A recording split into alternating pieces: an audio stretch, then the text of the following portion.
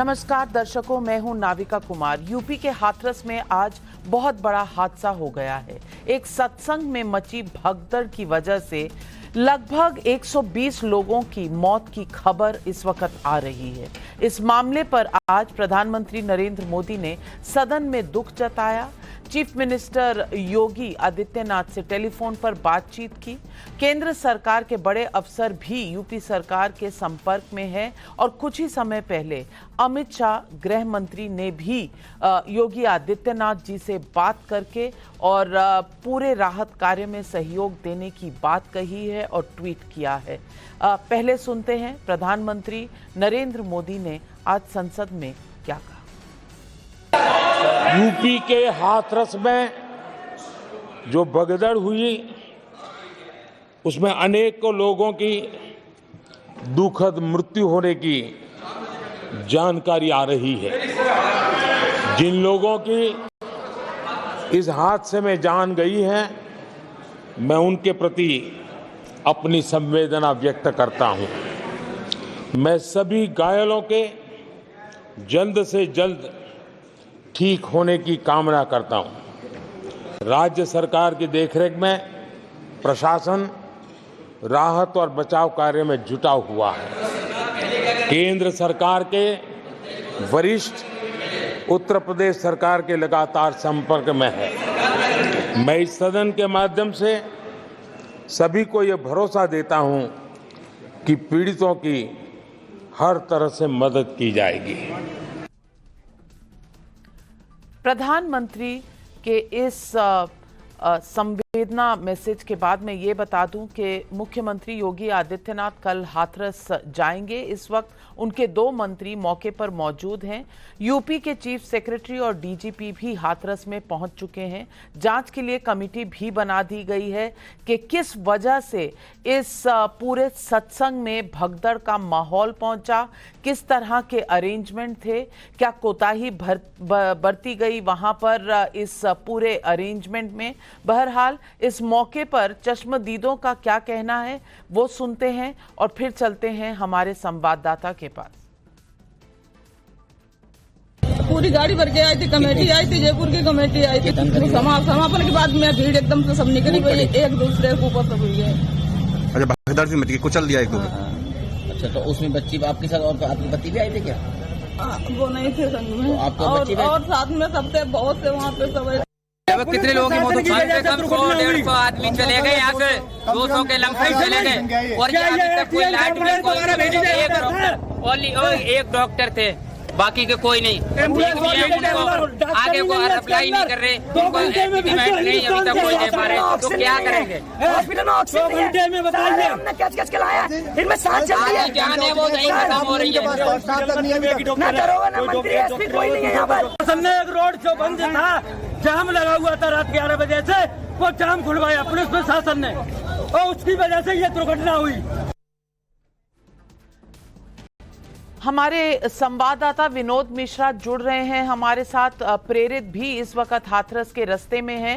विनोद मिश्रा, मैं पहले आपसे पूछना चाहूंगी, इस पूरे सत्संग की पहले तो इजाजत किसने दी थी, अरेंजमेंट क्या थे और हादसे के कारण क्या बताए जा रहे हैं जिसमें 120 लोगों के हताहत होने की बात इस वक्त सामने आ रही है? बहुत बड़ा हादसा है।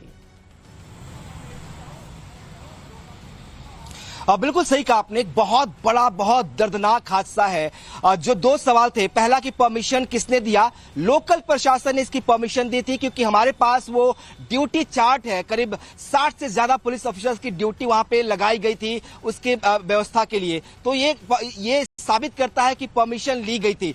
लेकिन क्या परमिशन जो लेने वाले लोग थे, जो 6 लोगों की कमेटी थी जिसने परमिशन मांगा था, उसने ये सूचना दी थी कि भीड़ कितनी होगी, क्योंकि जो लोकल रिपोर्ट्स आ रही हैं, बताया जा रहा है कि जो ग्राउंड था वहां पे 25,000 से 30,000 के बीच ही लोग आ सकते हैं, लेकिन जो संख्या थी वहां पे पहुंचने वाले भक्तों की वो 1 लाख से ज्यादा थी और इसीलिए इतनी बड़ी गर्मी में उमस वहां था, लोग बेहोश होने लगे थे।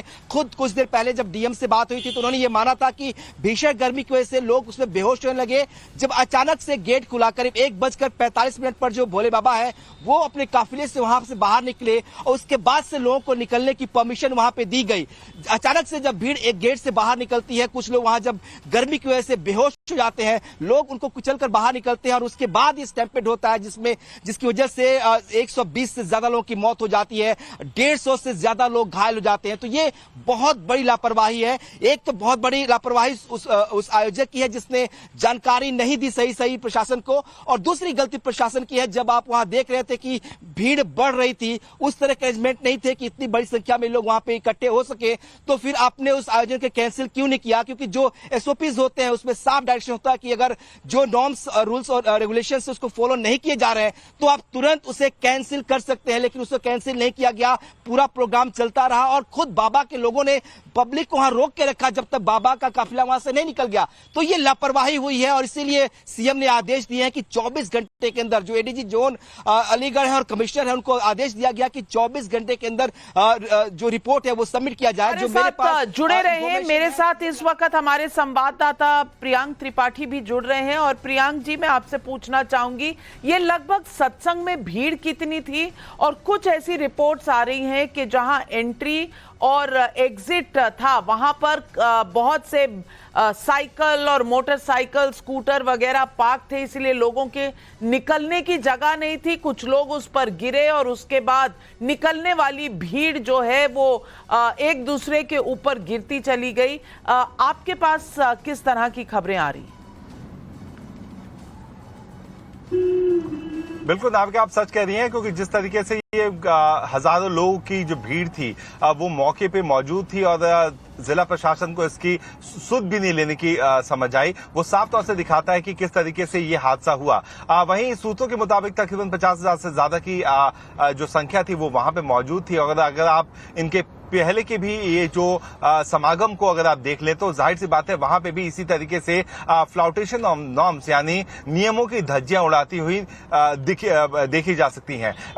जहां तक इस पर्टिकुलर हादसे की बात है तो हमारे सूत्र बता रहे हैं कि जब इस तथाकथित गॉडमैन यानी बाबा का काफिला वहां से निकल रहा था तब भक्तों की भीड़ को रोक दिया गया। वहां पे उमस काफी ज्यादा हो रही थी और अपने सोशल मीडिया पे भी ये बाबा कई बार अपने भक्तों को अपनी गाड़ी के सामने कूदते फांदते देखने के पे बड़ा ही उत्साहित होता था। सोशल मीडिया की रील से भी ये साफ पता चलता है कि किस तरीके से ये बाबा बार बार अपने भक्तों को अपनी गाड़ी के सामने आकर के झुक के प्रणाम करने और गाड़ी के ऊपर कूदने पे प्रोत्साहित कर रहा था, जिसके कारण हो सकता है कि काफी ज्यादा लोग उसकी गाड़ी के पास आए जब ये हादसा उस समय पेश हुआ। पॉलिटिकल पेट्रोनेज की भी बात कही जा रही नाविका, क्योंकि अब 2022 के समागम का जो आंकड़ा मैंने निकाला है उसमें साफ तौर से दिख रहा है कि बदायूं के विधायक जो अभी तत्कालीन विधायक है महेश चंद्र, उन्होंने वो समागम आयोजित किया था। और जब हमने उनके लोगों से बात करने की कोशिश की तो महेश शर्मा जी के माफ कीजिएगा, महेश गुप्ता के जो करीबी लोग हैं वो कह रहे हैं कि महेश गुप्ता जी के दांत का ऑपरेशन हुआ है और वो इस समय बात नहीं कर सकते हैं, यानी कि वो बात करने से पीछे हटते हुए नजर आ रहे हैं। वहां पर प्रशासन की कोताही देखी जा रही है और उत्तर प्रदेश के पूर्व मुख्यमंत्री अखिलेश यादव ने अभी एक बयान दिया है, आइए उससे सुनते हैं। सवाल ये कि इतने बड़े पैमाने पे इतने लोगों की जान जाना, आखिरकार सरकार क्या कर रही थी? और सरकार की जानकारी में होने के बाद भी इतनी बड़ी घटना हो जाए, बहुत दुखद है। सरकार की जिम्मेदारी बनती है कि अगर किसी आयोजन में इतने लोग इकट्ठे हो रहे हैं या इतने लोग आने वाले हैं तो आखिरकार उनकी सुरक्षा, उनकी व्यवस्था के लिए सरकार ने क्या किया, ये सबसे बड़ा प्रश्न मरने वालों की मदद हो, उनके परिवार के लोगों का पूरा इंतज़ाम हो, जो अगर घायल हैं जिनको इलाज की ज़रूरत है, हमें उम्मीद है कि सरकार उनका इलाज अच्छा कराएगी। अखिलेश यादव वहां प्रशासन की कोताही और सरकार को दोष देते हुए प्रेरित पूछना चाहती हूं, अभी तक सत्संग करने वाले बाबा जो हैं, भोले बाबा जिन्हें कहा जाता है, वो कहाँ हैं? लोग कह रहे हैं इस वक्त प्रशासन उनकी तलाश में है, लेकिन इस वक्त उनके वेयर अबाउट्स का पता नहीं है। क्या जानकारी है आपके पास? अब बिल्कुल देखिए कि हादसे के बाद से जो बाबा है वो लगातार फरार चल रहे हैं। पुलिस लगातार उनसे संपर्क करने की कोशिश कर रही है, लेकिन फिलहाल जो है पुलिस उनसे संपर्क नहीं कर पाई है।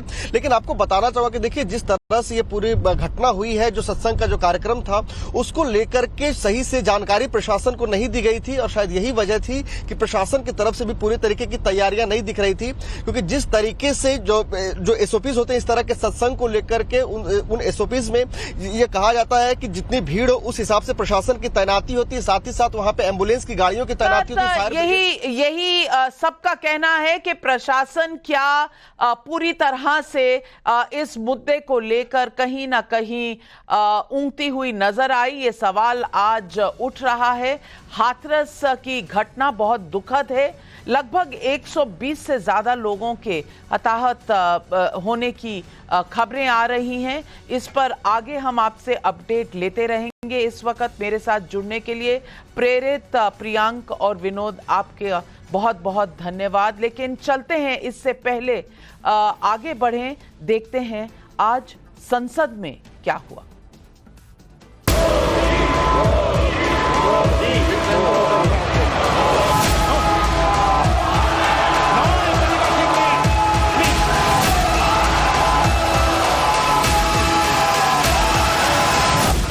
ये 100 में से 99 नहीं लाया, ये तो 543 में से लाया है। बालक बुद्धि अपनी सीमाएं खो देती है। तो सदन के अंदर बैठ करके आंखें मारते हैं, आंखें मारते हैं। देश ने कल 1 जुलाई को खटाखट दिवस भी मनाया है।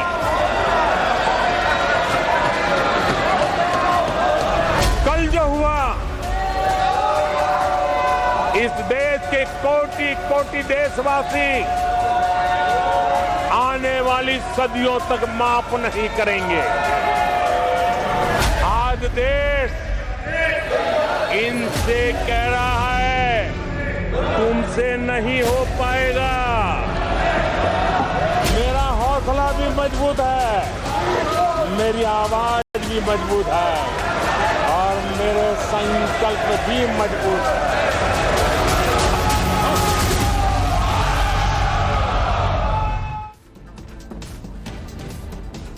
संसद में 2 घंटे 16 मिनट में आज प्रधानमंत्री नरेंद्र मोदी ने संसदीय परंपराओं को ताक पर रखने वाली एक बालक बुद्धि पर प्रहार किया। राष्ट्रपति के अभिभाषण पर लोकसभा में नरेंद्र मोदी के भाषण में नाम तो नेता प्रतिपक्ष राहुल गांधी का एक बार भी नहीं आया, लेकिन मोदी का एक एक शब्द नपातुला था, एक वार था।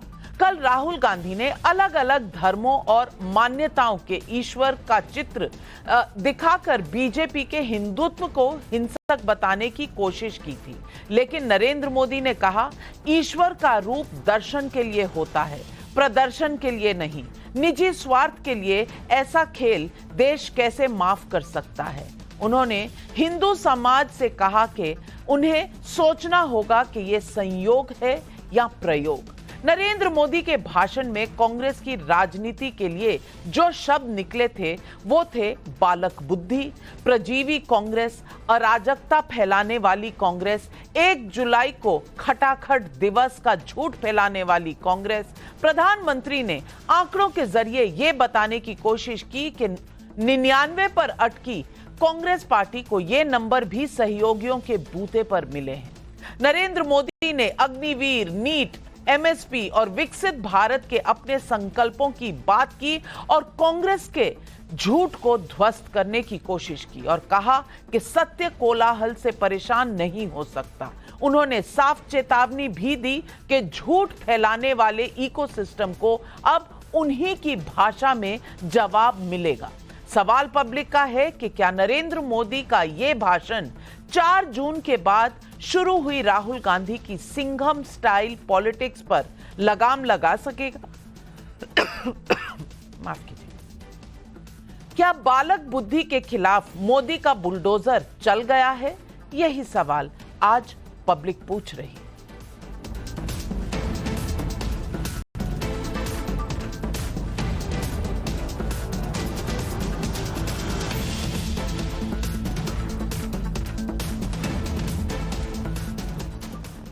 और आज इन सवालों के जवाब देने के लिए हमारे साथ जुड़ रहे हैं शलभ त्रिपाठी, बीजेपी के प्रवक्ता हैं, सत्य प्रकाश मिश्रा जेडीयू के नेता हैं, कमलाकर त्रिपाठी कांग्रेस के बड़े नेता हैं, वाराणसी से जुड़ रहे हैं, अमीक जमाई हमारे साथ यहाँ स्टूडियो में, समाजवादी पार्टी के राष्ट्रीय प्रवक्ता। सबसे पहले तो मैं आज कमलाकर त्रिपाठी जी आपसे पूछना चाहूंगी, कल से जो डिबेट शुरू हुई, राष्ट्रपति के अभिभाषण पर जिस तरह से राहुल गांधी ने ओपनिंग बैट्समैन के रूप पर पारी खेली, लगभग 1 घंटा 46 मिनट तक वो बोले, किसी ने डिस्टर्ब नहीं किया, किसी तरह का हल्ला नहीं हुआ। और उसके बाद विपक्ष के कई नेताओं ने वक्तव्य दिए, पूरी डिबेट में हिस्सा लिया।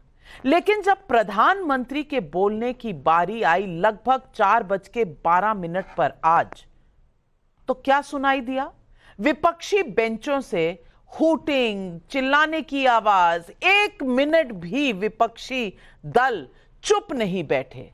लेकिन प्रधानमंत्री इससे ना रुके ना थमे, उन्होंने अपनी बात रखी और हर उस अटैक का जवाब दिया जिसमें झूठ ज्यादा था और जिसमें सच्चाई कुछ कम मात्र में थी, और प्रधानमंत्री ने हर बात का जवाब दिया। मैं कमलाकर त्रिपाठी जी आपसे पूछना चाहती हूं, संसदीय परंपराओं को तार तार कर देना, क्या यही कॉन्स्टिट्यूशन सिखाता है जो संविधान बचाओ कहते हैं? यही सीख लेके आए हैं अगले हमारे जितने यंगस्टर्स हैं उनके लिए? देखिए, संसदीय परंपराओं का हवाला भारतीय जनता पार्टी न ही दे तो ज्यादा उचित है। हमारे समय में तो पंडित जवाहरलाल नेहरू से लेकर के और नीचे तक चले आइए तो जो संसदीय परंपराएं स्थापित की गई कि पंडित जी की कैबिनेट में 5 मेंबर्स ऐसे थे जो विपक्षी दल के थे, जिसमें BR अम्बेडकर साहब भी थे और श्यामा प्रसाद मुखर्जी भी थे, जिनको कश्मीर का इंचार्ज बनाया गया था, मंत्री बनाया गया था। और नरसिंह राव के समय में अटल बिहारी वाजपेयी को यूनाइटेड नेशंस में हमारे रिप्रेजेंटेशन के लिए भेजा जाता है, सलमान साहब के साथ, जो कि विदेश मंत्री हुआ करते थे। संसदीय परंपराओं का हवाला वो लोग दे रहे हैं जिन्होंने संसदीय ही नहीं, सारी परंपराओं का नाश कर दिया है। और जिस तरीके से जो है वो संविधान पर अटैक हो रहा है, लोगों को 150 सांसदों को संसद से बाहर करके ड्रैकोनियन कानून पारित किए जाते हैं। और मैं सबसे बड़ी बात मैं सुन रहा था माननीय मोदी जी की, वो विवेकानंद जी को कोट कर रहे थे। आपको बताऊं, ये वही माननीय मोदी जी हैं जो 5 साल पहले जिन्होंने कहा था कि श्यामा प्रसाद मुखर्जी और विवेकानंद जी आपस में आध्यात्मिक चर्चाएं करते थे। श्यामा प्रसाद मुखर्जी का जन्म 1895 का है और उनकी मृत्यु विवेकानंद जी की जो है वो 1902 की थी। तो वो कौन सी चर्चाएं कर रहे थे 7 साल के बच्चे से? तो ये जो इनका जो मानसिक स्तर है और ये जो घबराहट है, विवेकानंद जी का जो धर्म का कॉन्सेप्ट था वो उपनिषद की एक पंक्ति पर बेस्ड है कि न मानुषात अपि किंचित परम। इसका मतलब यह है कि मनुष्य से ऊपर इसमें कोई भी नहीं है। और आप क्या कर रहे हो? पूरे चुनाव भर की राहुल गांधी क्या कर रहे हैं, इस पर भी कुछ आप चर्चा करेंगे? राहुल गांधी वहां बैठकर लिटरली हूटिंग कर रहे थे, हो करने की पूरा नजारा दिख रहा था वहां पर। शलभ त्रिपाठी जी, शलभ Tripathi ji, leader of opposition बनना एक बड़ी बात होती है। 2014 में कांग्रेस पार्टी के पास इतने नंबर नहीं थे, 2019 में भी इतने नंबर नहीं थे कि डेजिग्नेशन लीडर ऑफ ऑपोजिशन बन सके। इस बार नंबर हैं, पर जिस तरह से प्रधानमंत्री ने कहा, ये 99 नंबर जो आए हैं, अब तो 98 हो गए क्योंकि वायनाड की सीट खाली हो गई। तो ये जो 98 नंबर हैं, ये 100 में से नहीं है, ये तो 543 में से हैं। और हो हल्ला ऐसे मचाया जा रहा है जैसे डिस्टिंक्शन में पास होकर आए हैं। शलभ त्रिपाठी जी, क्या आज बुलडोजर चलाने का काम किया नरेंद्र मोदी जी ने, प्रधानमंत्री ने, बतौर फैक्ट्स का जो राहुल गांधी के कल बताए हुए मिथ्या पर चला आज? नाविका जी, आप बहुत ही सीनियर जर्नलिस्ट हैं और आपने बहुत वक्त से राजनीति को कवर किया है, देश और समाज को कवर किया है। एक शब्द होता है सड़क और एक शब्द होता है संसद। सड़क और संसद में बहुत फर्क होता है, लेकिन मुझे लगता है कि पिछले 48 घंटों से देश की जनता ने ये महसूस किया है कि कांग्रेस पार्टी हो, राहुल गांधी हो, चाहे उनके जितने साथी हो, संभवतः उनको ये इस बात का एहसास ही नहीं कि लीडर ऑफ ऑपोजिशन की क्या छवि होती है, क्या उनकी जिम्मेदारी होती है, क्या उनका कद होता है। और राहुल जी को तो शायद ये समझ ही नहीं आ रहा कि सड़क और संसद दोनों अलग अलग चीजें होती हैं। आप जब पार्लियामेंट के भीतर होते हैं, आप जो भी बोलते हैं ऑन रिकॉर्ड जाता है, उसको देश ही नहीं दुनिया भर के लोग सुनते हैं। और आपने जो नाविका जी कहा कि उनकी जो तमाम सारी दलील थी, तमाम सारी बातें थी, उनकी जिस प्रकार से धज्जियां कल से उड़ रही हैं, आज नहीं, आज तो प्रधानमंत्री जी ने बिल्कुल उसको ऐसा तहस नहस किया, उनके तमाम सारे दावों को, तमाम सारे झूठ को, कि पूरे देश ने देखा। लेकिन कल भी आप देखिए, कल भी जिस प्रकार से उन्होंने अग्निवीर को लेकर झूठ बोला, कल उन्होंने जिस प्रकार से कहा कि नहीं साहब, जीसस क्राइस्ट कहते थे कि एक गाल पे कोई थप्पड़ मारे तो दूसरा गाल बढ़ा दो। एक तरफ जीसस क्राइस्ट की बात कर रहे हैं, उनको महान बता रहे हैं, और दूसरी तरफ वो कह रहे हैं कि हिंदू जो है वो हिंसक होता है, हिंदू केवल झूठ बोलता है, जो हिंदू खुद को कहते हैं उनसे बड़ा अराजक कोई नहीं है। तो एक तरफ आप एक बहुत बड़ी एक संख्या को, बहुत बड़ी आबादी को आप तमाम तरह के चीजों से आप नवाज रहे हैं, उनके खिलाफ बोल रहे हैं, और दूसरी तरफ आप जीसस क्राइस्ट को कोट कर रहे हैं कि वो तो आप बहुत बड़े महान थे। तो कल प्रधानमंत्री जी ने कल भी उठकर इनके तमाम सारी चीजों को, रक्षा मंत्री जी ने इनकी तमाम सारे झूठ को बेनकाब किया। लेकिन आज प्रधानमंत्री जी जब बोलने के लिए आए, नाविका जी, ये हमेशा से एक परंपरा रही है, संस्कार रहा है। यहाँ पे बैठे हैं समाजवादी पार्टी के भी साथी, मैं विधानसभा का सदस्य हूँ, देवरिया की जनता के आशीर्वाद से हम लोगों ने देखा है, अखिलेश जी जब बोलते हैं हम सब सुनते हैं, जब योगी आदित्यनाथ जी बोलते हैं समाजवादी पार्टी के लोग भी सुनते हैं, विपक्ष और सत्ता पक्ष में ये आपस में एक इंटरेक्शन होता है। आज अगर कांग्रेस को डर नहीं था, अगर आज कांग्रेस को खौफ नहीं था, तो प्रधानमंत्री जी जब बोल रहे थे, पूरे वक्त जिस प्रकार से शोरगुल हुआ, जिस प्रकार से आपने अभद्रता की, आपने जिस प्रकार से संसदीय मर्यादाओं को तोड़ा, बहुत स्पष्ट हो रहा था कि राहुल गांधी जी और उनकी पूरी टीम इस कदर डरे हुए थे कि प्रधानमंत्री जी एक एक करके जब उनके झूठ को बेनकाब करेंगे, उनके तमाम सारी फर्जी चीजों की धज्जियां उड़ाएंगे, वो चीजें जनता तक न जा पाए। कई बार हम लोग डिबेट में भी देखते हैं कि बहुत से लोग दिल्ली से जुड़े होते हैं, हम लोग देवरिया से जुड़े हैं, हम लोग डिजिटली जुड़े होते हैं, हम लोग इंटरनेट के थ्रू जुड़े होते हैं। तो जब लगता है कि सच्चाई खुलेगी, तो स्टूडियो में बैठा व्यक्ति शोर मचाता है कि मेरी आवाज जनता तक न पहुंच पाए। आज वही स्थिति आज संसद के भीतर देखने को मिली। मुझे लगता है इससे ज्यादा दुर्भाग्यपूर्ण कुछ नहीं हो सकता।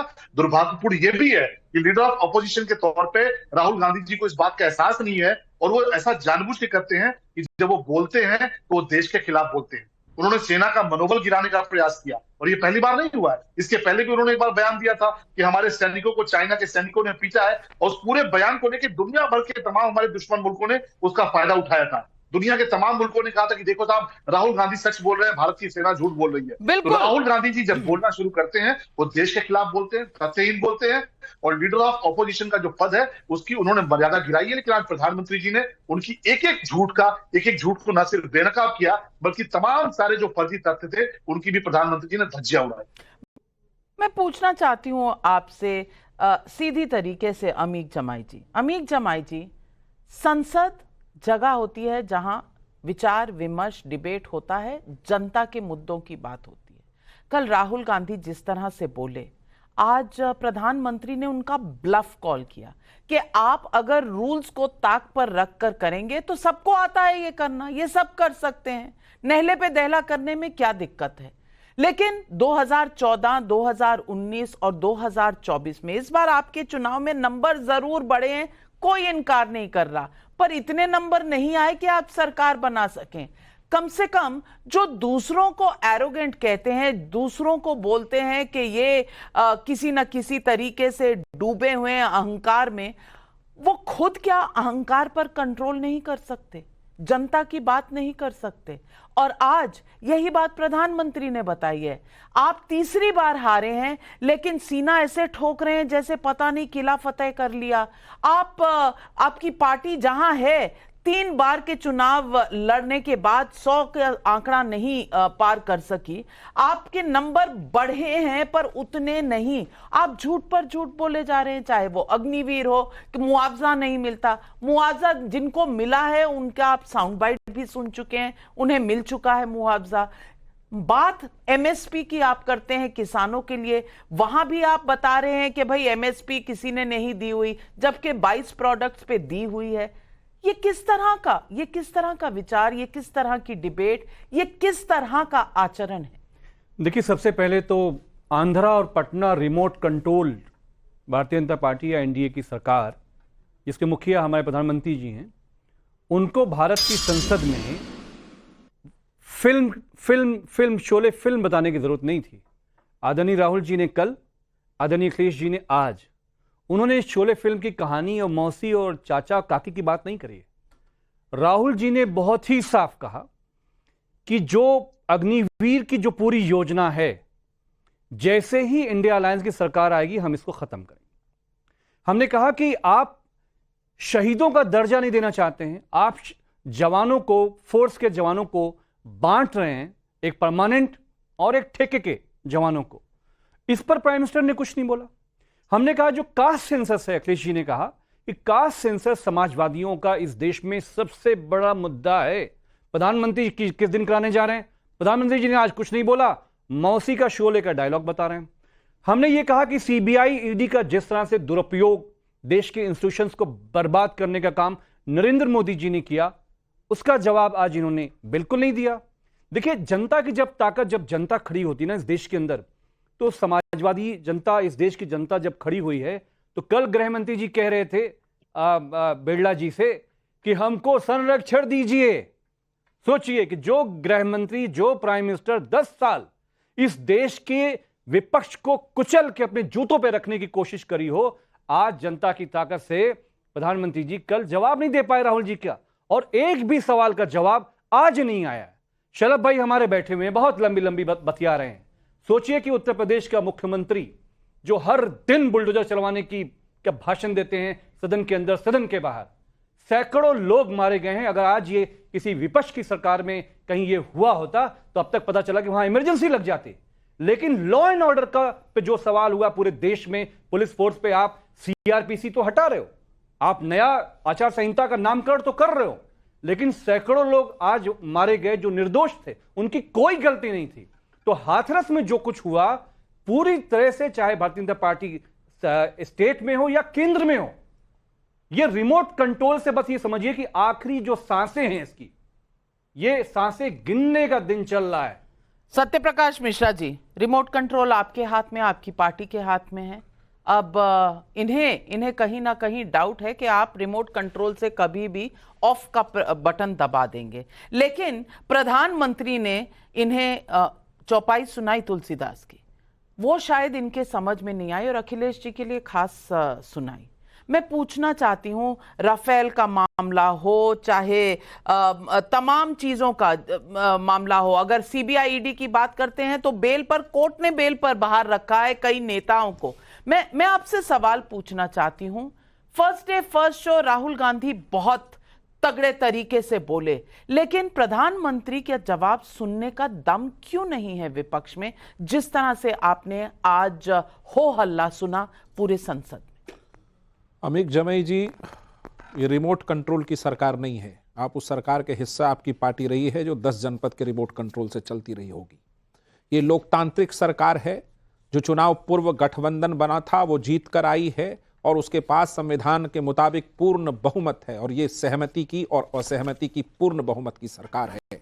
लोकतंत्र में इसका सम्मान करना आपको आना चाहिए और आपको कहना चाहिए कि जनता ने जनादेश दिया है, उसकी सरकार है। कोई नीतीश जी या चंद्रबाबू नायडू बाद में हाथ जोड़कर नहीं आए। अब आते हैं कि संसद में जो हुआ, राहुल गांधी जी ने कल जो भी कहा जनता के पक्ष से या उनके अपनी पार्टी के पक्ष से, उनको जो समझ में आया उन्होंने कहा। ठीक है, लोकसभा का एक नियम है, संसदीय परंपरा है, उन नियमों का उनको पालन करना चाहिए, लेकिन अभी वो सीख नहीं पाए हैं तो पालन नहीं करते हैं। और आज प्रधानमंत्री जी जब जवाब दे रहे थे तो उनको बेनकाब कर रहे थे, पूरी की पूरी कांग्रेस पार्टी के चरित्र को बेनकाब किया। लोकसभा में विपक्ष का नेता किस भूमिका में होगा वो लोकसभा में विपक्ष की पार्टियां सोचे, लेकिन विपक्ष की पार्टियों को इतना तो मानना चाहिए था कि प्रधानमंत्री के, राष्ट्रपति के अभिभाषण पर कम से कम शांतिपूर्वक उनको 2 घंटे सुनते, क्योंकि पूरी भारतीय जनता पार्टी और तमाम लोग विपक्ष के नेता को सुन रहे थे। टोका टोकी लोकतंत्र में समझ में आता है, लेकिन रोका रोकी करना यह ठीक नहीं है। वो लोकतंत्र की परंपरा को ध्वस्त किया है विपक्ष के कुछ नेताओं ने राहुल गांधी जी के प्रोवोकेशन पर। अब प्रधानमंत्री मोदी जी ने जो जवाब दिया उसको राष्ट्र ने सुना है। उन्होंने अपने 10 साल के उपलब्धि को बताया, आगे आने वाले कार्यों को बताया और कांग्रेस के पूर्ण चरित्र को बताया और कांग्रेस कहां तीसरी फेल हुई है ये भी समझाया है। बालक बुद्धि उन्होंने कहा है।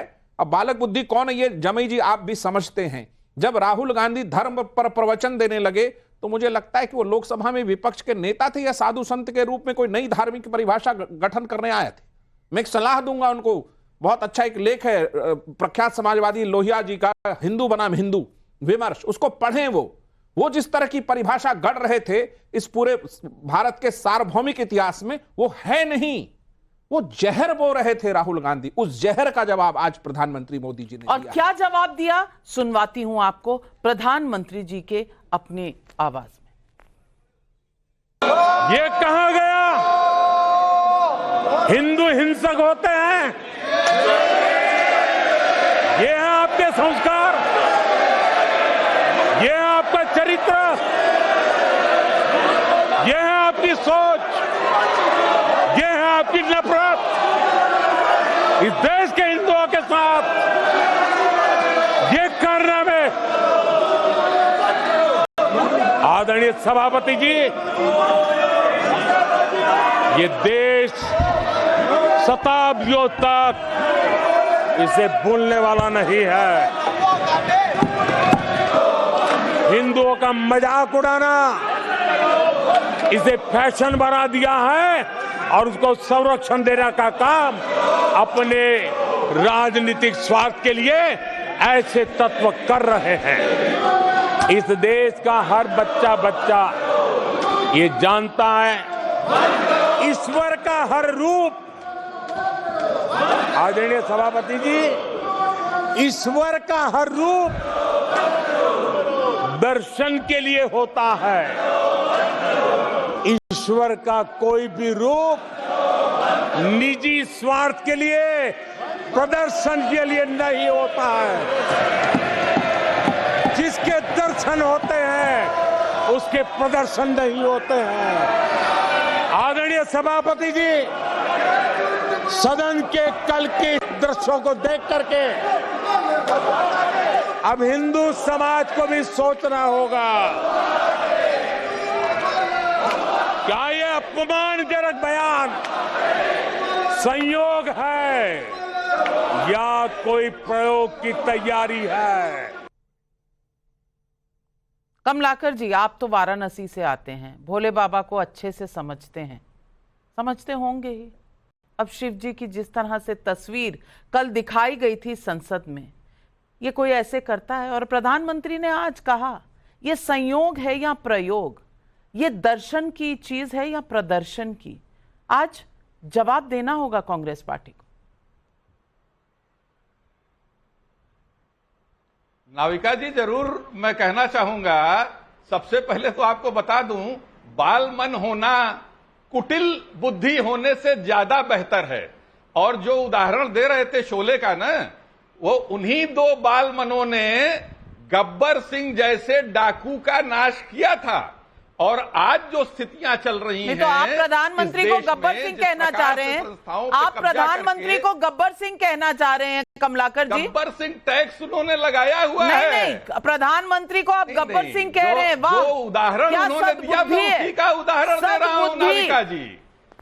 सद्बुद्धि बता दे रहा हूं आपको, जो उन्होंने उदाहरण दिया उसी का उदाहरण दे रहा हूं। शलभ मणि त्रिपाठी काउंटर कर रहे हैं। शलभ मणि त्रिपाठी जी, नहीं, ये अब देखिए, अब नाविका जी देखिए, मैंने कहा ना, प्रधानमंत्री के लिए जितने प्रकार के शब्द हो सकते हैं, राहुल गांधी जी को खुश करने के लिए, कांग्रेस पार्टी के आला कमान को खुश करने के लिए, कांग्रेस का हर नेता कल से प्रधानमंत्री जी को गाली देने पे आंदा है, कल से हिंदुओं को कोसने पर बिल्कुल पूरी तौर पे लगा हुआ है। और आप देखिए किस प्रकार के शब्द निकल रहे हैं। प्रधानमंत्री जी की तुलना किनसे कर रहे हैं? इतना विचलित हो रहे हैं। नेता ने तो नीच आईना दिखा रहा हूं आप लोगों को। बेचने वाला प्रधानमंत्री कैसे आप लोग वो लोग हैं जिन्होंने पूरे देश और समाज को बांटने की नफरत की राजनीति की है। ये कांग्रेस की संस्कृति हो चुकी है। भारतीय जनता पार्टी से हमें आगे बढ़ रहे जो है वो नफरत की राजनीति नहीं सीखनी है। प्रधानमंत्री जी को गालियां दो, प्रधानमंत्री जी को कोसो, उनको भाषण मत करने दो, उनको बोलने मत दो। ये कांग्रेस के नेताओं की प्रवृत्ति बन चुकी है। और देखिए, मैंने कहा ना, ये जो प्रधानमंत्री जी ने कहा, ये प्रयोग है या संयोग है? लगातार झूठ बोल रहे हैं, वोट बैंक है, संसद में झूठ बोल रहे हैं, आप लोग लगातार झूठ बोल रहे हैं। हिंदुओं को गालियां दी। 15% राहुल गांधी जी के भाषण में क्लियरली कहा गया वोट बैंक है, हिंदू हिंसक नहीं है। इसके लिए हिंदुओं भारतीय जनता पार्टी का व्यक्ति हिंसक आचरण कर रहा है, बताया गया। वो हिंदू जो अपने आप को कह रहा है वो हिंसक है। मुझे तो एक कहावत याद आती है, एक कहावत कही जाती है कि मुंह में राम बगल में छुई। राहुल गांधी के लिए कहावत याद आती है कि हाथ में भगवान शिव और जहन के भीतर जीसस क्राइस्ट। उनके घर के भीतर भी हमने फोटो देखी है, और कल उन्होंने पार्लियामेंट के भीतर जिस प्रकार से भगवान शिव को लेकर एक मजाकिया स्थिति बनाई है, हिंदुओं के बारे में जो कहा है, सनातन को लेकर उनकी पार्टी के लोग, उनके सहयोगी जो कहते आए हैं, बहुत स्पष्ट हो चुका है कि इस देश के एक बहुत बड़ी आबादी को ये बात समझ में आ गई कि केवल 15% के तलवे चाटने के लिए, जो 15% वोट बैंक है, उसके तलवे चाटने के लिए आप किसी भी स्तर पर जाके हिंदुओं का अपमान कर सकते हैं। और धन्य है कि आज प्रधानमंत्री श्री नरेंद्र मोदी जी की सरकार है। अगर कांग्रेस की सरकार रही होती तो हिंदुओं के प्रति जो इनके मन में नफरत है, ये किस अंजाम तक पहुंच चुकी होती, वो हम सबने देखा है कि हिंदू आतंकवाद की एक टर्मिनोलॉजी गढ़ी गई, पूरी तौर पे फर्जी। कर्नल पुरोहित को टॉर्चर किया गया, साध्वी को टॉर्चर किया गया, फर्जी पूरी कहानी रची गई। बिल्कुल, जो आतंकवादी बिल्कुल। और प्रधानमंत्री ने आज सटीक चीजें कही। सीएए पर किस तरह से अराजकता पैदा की गई, संसद में जिस तरह से अराजकता पैदा की गई, ईवीएम, संविधान, आरक्षण, राफेल, एलआईसी, एचएएल, हर चीज पर जिस तरह से सच से इतना परहेज किया गया, और उसके बाद एमएसपी, अग्निवीर, हर मुद्दे पर अगर एक मिथ्या, एक भ्रम फैलाने का काम किया, तो क्या ये देश के हित में भ्रम पैदा किया गया? ये सवाल आज देश की जनता को जरूर अपने आप से पूछना पड़ेगा, और आज यही सवाल पूछ रही है जनता। संजय मिश्रा का भदोही उत्तर प्रदेश से सवाल है, अगर कल राहुल गांधी की स्पीच के दौरान इतना शोरगुल होता तो क्या विपक्ष लोकतंत्र खत्म होने का नारा नहीं देने लगता? बताइए अमीक जमाई जी। देखिए, leader of opposition Rahul ji ने कल एक बहुत इंपॉर्टेंट बात, जो कि राजनीति से बहुत हटके थी, उत्तर प्रदेश से लेकर पूरे देश में, उत्तर प्रदेश पुलिस का पर्चा लीक, शिक्षकों का पर्चा लीक, आरओ का पर्चा लीक, यूजीसी नेट का लीक, इवन नीट के मामले में और उत्तर प्रदेश के कई पर्चों के मामले में एक गुजराती कंपनी जो छापती थी, जो पर्चा छापती थी, जब राहुल जी ने पूछा, किसी ने हो हल्ला किया, सत्य प्रकाश मिश्रा जी, सबने इनकी बात सुनी कि नहीं सुनी? आज अखिलेश जी बोले, कल राहुल गांधी बोले, सबने बात सुनी, इनको सुनने में क्या परेशानी है? सत्य प्रकाश नहीं होगी, खाली मोदी जी को कोई सवाल ना करे। अब विपक्ष पूरी ताकत से है, नरेंद्र मोदी को सड़क पे घेरेंगे, नरेंद्र मोदी को पार्लियामेंट के अंदर घेरेंगे, और इस सवालों का जवाब नहीं प्रधानमंत्री को देना पड़ेगा। अंदर घेरेंगे, शोले फिल्म, आप अंदर घेरेंगे। मैं दिखाना चाहती हूँ आपको ये तस्वीरें। मैं आ रही हूँ आपके पास सत्य प्रकाश जी, एक तस्वीर मेरे पास इस वक्त आई है, और ये मैं दिखाना चाहती हूँ। ये किस तरह से सत्ता पक्ष और विपक्ष के बीच में चल रहा था, और यहां पर वेल में आ गए हैं विपक्ष के लोग, प्रधानमंत्री, और वो चिल्ला रहे हैं, प्रधानमंत्री को बोलने नहीं दे रहे। प्रधानमंत्री उन्हें पानी पिला रहे हैं, भैया पानी पी लो, और जोर से अच्छे से चिल्ला पाओगे। ये भाव है संसद के अंदर का, और ये भाव है विपक्ष के बेंचेस का। अरे 10 साल बोलने कहां दिया है? सत्य प्रकाश मिश्रा, ऐसा बिल्कुल नहीं है कि 10 साल बोलने नहीं दिया। आप खूब बोले हैं, बहुत जोर जोर से बोले हैं, और अभी भी जोर जोर से बोलते रहे। अभी तो वार्म अप हो रहे थे। आप 55 साल के सत्ता का जो आपका ठसक है ना, उससे बाहर नहीं निकल पाए हैं। आप ये स्वीकार नहीं कर पाए हैं कि जनता ने आपको लगातार तीसरी बार नकार दिया है, और विपक्ष में एक संयम, एक परंपरा लोकतंत्र की जो रही है, उसको मानने से आप इनकार कर रहे हैं, क्योंकि वो सत्ता का ठसक गया नहीं है कांग्रेस पार्टी के किसी भी सदस्य से, खासकर राहुल जी से। तो जिन लोगों ने वैसी सत्ता देखी हो कि विपक्ष की नहीं हो, तो वो लोग तो ये भ्रम पाल के बैठेंगे कि अभी भी उसी तरफ हैं, उन्हीं की बात सुनी जाए, उन्हीं का गुण गाया जाए। आप समझिए कि 10 साल आज उन्होंने हिसाब दिया कि किस तरह महिलाओं को लखपति दीदी बनाने का संकल्प है। आप क्यों इसमें बेंच थपथपा रहे थे? एक तो बड़ी अच्छी योजना है आपकी, खटाखट वाली से तो अच्छी योजना ये है ना कि महिलाओं को लखपति बनाया जा रहा है। लेकिन प्रधानमंत्री ने कहा भी कि कल 1 जुलाई थी और देश में खटाखट दिवस भी मनाया जाना चाहिए, उस पर राहुल गांधी कुछ नहीं बोलेंगे। लेकिन शंकर लाल राठौर का देवास मध्य प्रदेश से सवाल है, 543 में 99 पाने वाले बालक को बहलाने वाले क्या बालक का भविष्य खराब नहीं कर रहे? राम कुमार शर्मा का करनाल हरियाणा से सवाल है, क्या मोदी जी के आज के बयान के बाद हिंदुओं को लेकर कांग्रेस अपनी राजनीति पर दोबारा सोचने को मजबूर होगी? जवाब दीजिए कमलाकर त्रिपाठी जी। नाविका जी, ये जो लगातार झूठ बोला जा रहा है, राहुल जी ने कहा कि हिंदू हिंसक नहीं है, ये हिंदुओं का चोला ओढ़ करके जो आरएसएस और वो नफरत फैला रही है और जिस प्रकार से बयान देते हैं राहुल गांधी, वो अभी ये देश भूला डरते हैं क्या बीजेपी से? वो बयान नहीं, राहुल गांधी डरते हैं क्या बीजेपी से? पे छपा था। राहुल गांधी बीजेपी से डरते हैं क्या कमलाकर जी? लगातार मत टोकिए, आप दूसरों को नहीं टोकती है, मुझे मैं आपसे सिर्फ सवाल पूछ रही हूँ और सवाल पूछना मेरा धर्म है, मैं पूछूंगी, आपसे डरूंगी नहीं। डरो मत, मैंने राहुल गांधी से सीखा है, डरो मत, डराओ मत। मैं आपसे पूछ रही हूँ, राहुल गांधी बीजेपी बोलने से डरते हैं क्या? बीजेपी बोल देते, हिंदू क्यों बोला? सारे हिंदुओं को हिंसक क्यों बोला? बोलते बीजेपी हिंसक है। उन्होंने बीजेपी को ही बोला, बीजेपी और आरएसएस दोनों को बोला। नाविका जी, दोनों को बोला, बीजेपी और आरएसएस दोनों को बोला। मैं आपको दोबारा सुनवा दूं? नहीं, आप कट करके सुनवाएंगे, मैं भी सुनवा दूंगा। मुझे भी समय दीजिए, मैं भी सुनवा दूंगा। हाँ सुनवाइए। नहीं, बाकायदा आप कट कर रही हैं। चलिए मेरे पर पाबंदी है इस बात की कि मैं वो बाइट नहीं सुना सकती क्योंकि स्पीकर साहब ने उसे एक्सपंज कर दिया है। लेकिन शलभ मणि त्रिपाठी जी, कल राहुल गांधी ने क्या बीजेपी आरएसएस का नाम लिया था या सिर्फ ये कहा था कि हिंदू हिंसक होते हैं? नाविका जी, ये जो वीडियो है आप नहीं दिखा सकती, लेकिन मुझे लगता है करोड़ों लोगों के पास मौजूद है। लोग उसको 1000 बार देख चुके हैं और आप उन शब्दों को उठाकर देखिए जो शब्द राहुल गांधी ने कहे, और राहुल गांधी से वो गलती नहीं हुई है। राहुल गांधी बोलने दीजिए, जवाब दे दीजिए। अरे बीजेपी और आरएसएस का नाम लिया था या नहीं लिया? बोलने दीजिए, परेशान मत होइए। सच सामने आता है तो आपने बीजेपी आरएसएस का नाम लिया था या नहीं लिया था? यहाँ मत रुकिए, यहाँ सच को सामने कहा था कि नहीं कि बीजेपी और आरएसएस, अरे सच को सामने बिल्कुल नहीं कहा था। काम करती है। नाविका जी, इनको शांत कराइए। देखिए हम लोग दूर से जुड़े हैं, आप पार्लियामेंट वाला हाल मत करिए कमलाकर भाई, पार्लियामेंट वाला हाल मत करिए। आपका सच सामने आ चुका है। आपने हिंदुओं के खिलाफ क्या क्या बोला राहुल गांधी ने सबके सामने आ चुका। आपके जो गठबंधन के साथी हैं उन्होंने सनातन को डेंगू नहीं कहा था क्या? आपके जो गठबंधन के साथी हैं उन्होंने सनातन को मलेरिया नहीं कहा था। राहुल गांधी जी क्या बताएंगे? राहुल गांधी जी में अगर हिम्मत है राहुल गांधी जी में इस्लाम के बारे में एक शब्द बोलकर दिखा दें, एक शब्द बोलकर दिखा दें, इस्लाम के बारे में, क्रिश्चियनिटी के बारे में एक शब्द बोलकर दिखा दें। क्योंकि 15% वोट चाहिए, फंडिंग चाहिए, चाइना की फंडिंग चाहिए, अमेरिका की फंडिंग चाहिए। प्रधानमंत्री ने आज जो चेतावनी दी है वो भी अपने दर्शकों को दिखाना और सुनाना चाहती हूँ।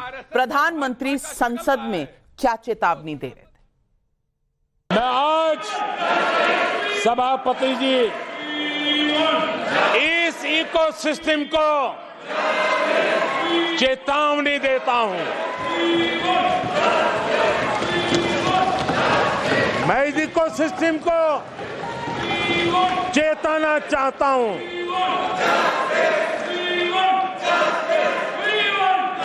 इकोसिस्टम की जो हरकतें हैं, जिस तरह इकोसिस्टम ने ठान लिया है कि देश की विकास यात्रा को रोक देंगे, देश की प्रगति को डिरेल कर देंगे, मैं आज इकोसिस्टम को बता देना चाहता हूं, उसकी हर साजिश का जवाब अब उसी की भाषा में मिलेगा।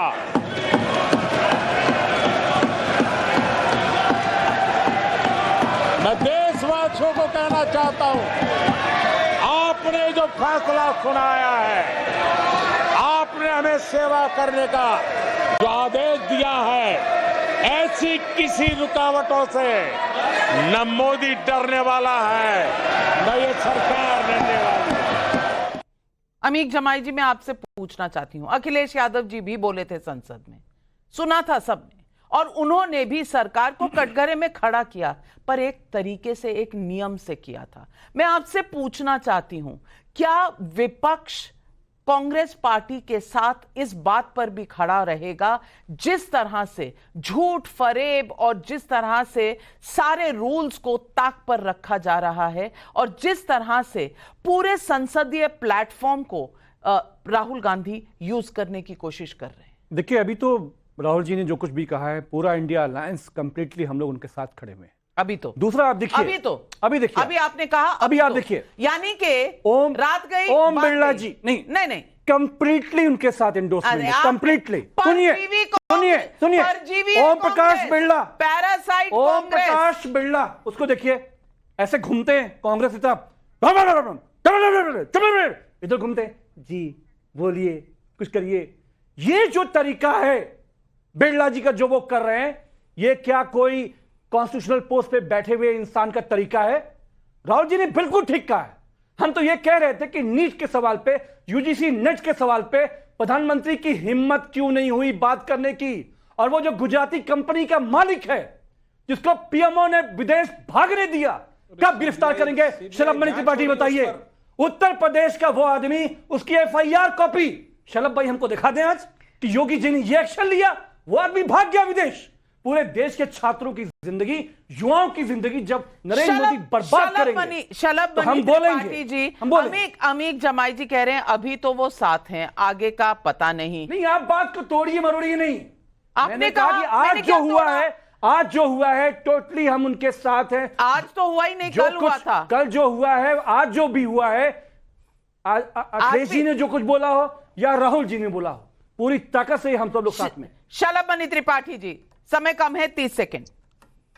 देखिए, अभी ये इस बात की चर्चा कर रहे थे कि एजेंसियों का बड़ा दुरुपयोग होता है।